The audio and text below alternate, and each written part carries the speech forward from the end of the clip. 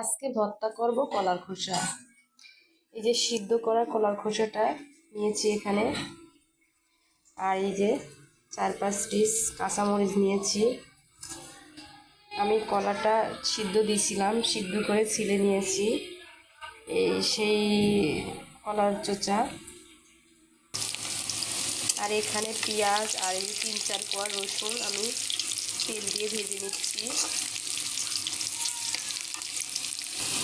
রসুন আর পেঁয়াজটা ভাজা হয়ে গেছে। এখন দিয়ে দিচ্ছি আমি কালো জিরা। কালো জিরাটা এর সঙ্গে একটু ভেজে নেব। আমি এই রসুন আর পেঁয়াজের মধ্যে দিয়ে দেবো কলার খোসা আর কাঁচামরিচ। এই যে কলার খোসাগুলো দিয়ে দিচ্ছি, কাঁচামরিচ দিয়ে দিলাম।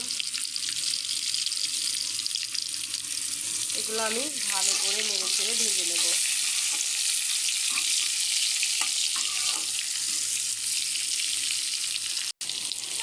পেঁয়াজ রসুনের সাথে কলার খোসা, কাঁচামরিচ, কালো জিরা মিক্স করে ভেজে নিলাম।